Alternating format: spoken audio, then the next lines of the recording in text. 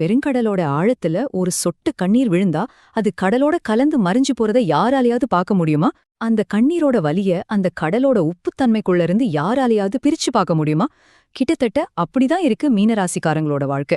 அவங்க மனசுக்குள்ள அழுகிற கண்ணீர் யாருக்குமே தெரியாம அவங்க மனசுங்கிற பெருங்கடலுக்குள்ளேயே விழுந்து கரைஞ்சு போயிடுது. கூடவே இருக்கிறவங்களுக்கு கூட, ஏன் ரத்த சந்தமான குடும்பத்துல இருக்கிறவங்களுக்கு கூட அந்த வலியோட ஆழம் புரியறதில்ல.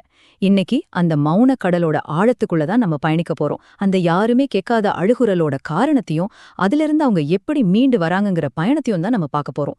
ஆஸ்ட்ரோ வாய்ஸ் தமிழ் மூலமா உங்க எல்லாரையும் சந்திக்கிறதுல எனக்கு ரொம்ப ரொம்ப சந்தோஷம். இன்னைக்கு நாம மீன ராசியோட உணர்வுபூர்வமான உலகத்துக்குள்ள போக போறோம். உறவுகள்ல அவங்க படுற வழியையும் அந்த சாம்பல்ல இருந்து ஒரு ஃபீனிக்ஸ் பறவை மாதிரி எப்படி மீண்டு வர்றாங்கங்கிற அவங்களோட பயணத்தையும் பத்தின ஒரு ஆழமான பார்வை தான் இது. இந்த ஆய்வு உங்களுக்கு ஒரு வழிகாட்டுதலா இருக்கும் நான் நம்புறேன். எங்களோட இந்த முயற்சி உங்களுக்கு பிடிச்சிருந்தா நாம தொடங்குறதுக்கு முன்னாடியே மறக்காம நம்ம ஆஸ்ட்ரோ வாய்ஸ் தமிழ் சேனலுக்கு சப்ஸ்கிரைப் பண்ணிட்டு பக்கத்துல இருக்கிற அந்த பெல் ஐக்கானையும் கிளிக் பண்ணிக்கோங்க. அது எங்களை இது மாதிரி இன்னும் நிறைய விஷயங்களை உங்ககிட்ட கொண்டு வந்து சேர்க்கறதுக்கு ரொம்ப உதவியா இருக்கும். இன்னைக்கு நம்மளோட இந்த பயணம் ஒரு 5 முக்கியமான கட்டங்களை பெரிய போது முதல்ல மீன ராசிக்காரங்களோட அந்த ஆழமான அன்பு எப்படிப்பட்டதுன்னு புரிஞ்சுக்க போறோம். ரெண்டாவதா, அவ்வளோ அன்பு இருந்தும் ஏன் உறவுகள் பெரியதுங்கிற காரணத்தை அலசி ஆராய போறோம். மூணாவதா, அந்த பிரிவுல இருந்து வர்ற வழியில மௌனமா கரையிற கண்ணீரோட ரகசியத்தை பார்க்க போறோம். நாலாவதா, அந்த காயத்துல இருந்து அவங்க மீண்டு வரதுக்கு என்ன வழி, கிரகங்கள் எப்படி அதுக்கு உதவுதுன்னு தெரிஞ்சுக்க போறோம். கடைசியா, ஒரு புது உறவு எப்படி அவங்க வாழ்க்கையில ஒரு நம்பிக்கையோட தொடங்குதுங்கிறத பார்த்து முடிக்க போறோம். வாங்க, இந்த பயணத்தை நம்ம ஒன்னா சேர்ந்து தொடங்கலாம். வாங்க, முதல் பகுதிக்குள்ள போகலாம். மீனத்தோட ஆழமான அன்பு. இவங்களோட இதயத்தை ஏன் கடலோட ஒப்பிடுறோம் தெரியுமா? கரையில நின்னு பாக்கும்போது கடல் ரொம்ப அமைதியா தெரியும். ஆனா அதோட ஆழத்துல ஆயிரக்கணக்கான ரகசியங்கள், புயல்கள் எல்லாமே அடங்கியிருக்கும். அது மாதிரிதான் மீனத்தோட இதயமும். அதோட ஆழத்தை யாராலையுமே முழுசா அளந்து பார்க்கவே முடியாது. ராசி சக்கரத்திலேயே கடைசி ராசி மீனம். அது ஒரு நீர்த்தத்துவ ராசி. தண்ணியோட குணம் என்ன? எந்த பாத்திரத்துல ஊத்துறோமோ அதோட வடிவத்தை எடுத்துக்கோ, இல்லையா? அதே மாதிரிதான் தன்னை சுத்தி இருக்கிறவங்களோட உணர்வுகளை அப்படியே தனக்குள்ள உள்வாங்கிக்கிற தன்மை இவங்களுக்கு உண்டு. லாஜிக்கா யோசிக்கிறது, கணக்கு போட்டு பாக்குறது, இதையெல்லாம் விட உணர்ச்சிகள் தான் இவங்கள வழி நடத்தும். ஒரு முடிவெடுக்கும் போது கூட இது சரியா தப்பான மூளையை வச்சு யோசிக்கிறத விட இது என் மனசுக்கு சரின்னு படுதா நீ இதயத்தை வச்சுதான் கேட்பாங்க. கடல் எப்படி நல்லது கெட்டதுன்னு பார்க்காம எல்லாத்தையும் தனக்குள்ள ஏத்துக்குதோ அதே மாதிரி சந்தோஷம், வலி எல்லாத்தையுமே தனக்குள்ளேயே அடக்கிக்கிற ஒரு ராசி இது. இங்க இருக்கிற ஒவ்வொரு வரியுமே மீன ராசியோட அன்ப ரொம்ப அழகா சொல்லுது. முதல்ல பாருங்க, பிறர் நலனுக்கே முதலிடம். அதாவது தனக்கு ஒரு விஷயம் வேணுமா வேண்டாமான்னு யோசிக்கிறதுக்கு முன்னாடி மத்தவங்க இதனால சந்தோஷப்படுவாங்களான்னு தான் பாப்பாங்க. அடுத்தது எல்லையற்ற நம்பிக்கை. ஒருத்தரை நம்பிட்டா அவங்க தப்பு செய்வாங்கங்கிற எண்ணமே வராது. முழுசா 100% நம்புவாங்க. தங்களோட நேரத்தையும் உழைப்பையும் அன்பு காட்டுறவங்களுக்காக எந்த விதமான பிரதிபலனும் எதிர்பார்க்காம தியாகம் செஞ்சிடுவாங்க.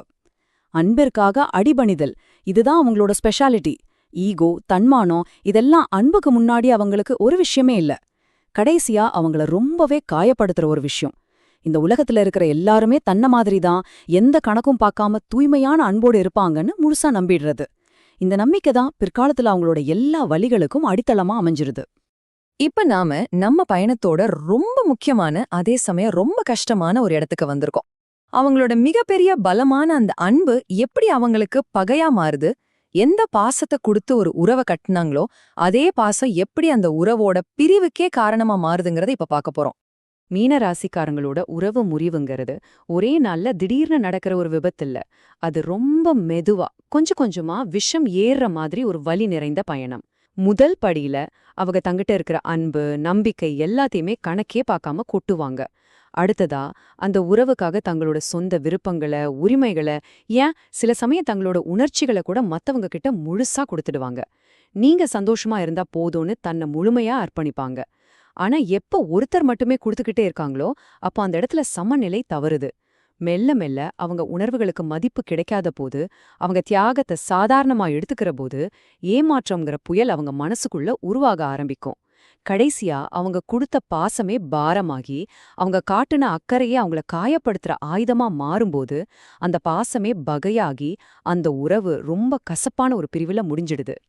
இந்த ஒரு வரி மீன ராசியோட மொத்த வலியையும் அப்படியே நம்ம கண்ணு முன்னாடி கொண்டு வந்து நிறுத்துது, இல்லையா? பொதுவா உறவுகள் பிரியும்போது பணப்பிரச்சனை, சொத்து பிரச்சனைன்னு வெளியில காரணம் சொல்வாங்க. ஆனா மீன ராசியை பொறுத்த வரைக்கும் அது உண்மையே இல்ல. அவங்களோட பிரிவுக்கு மிக முக்கியமான காரணம் அவங்க கொடுத்த அளவே இல்லாத பாசமும் கண்மூடித்தனமா வச்ச நம்பிக்கையும் தான்.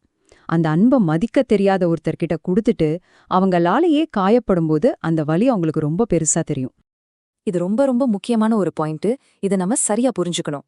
மீன ராசி அவ்வளோ சுலபமா ஒரு உறவை விட்டு வெளியே வரவே மாட்டாங்க.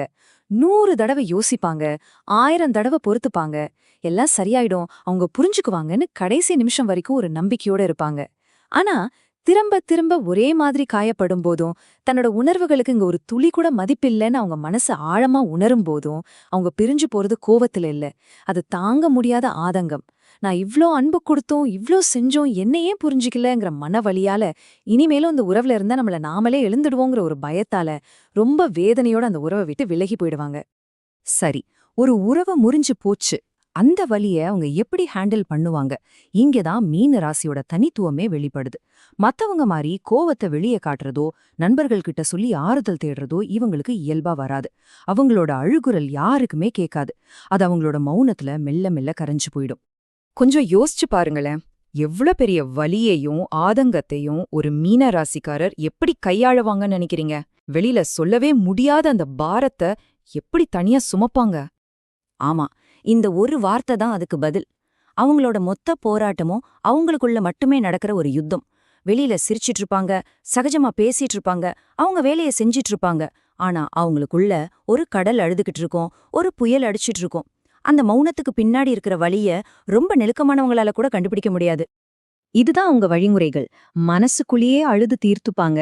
நம்ம எல்லாருமே இதை உணர்ந்திருப்போம். சில சமயங்கள்ல நம்ம மனநிலைய சொல்ற மாதிரி ஒரு பாட்டு இருக்கும். அதை திரும்ப திரும்ப கேட்போம் இல்லையா?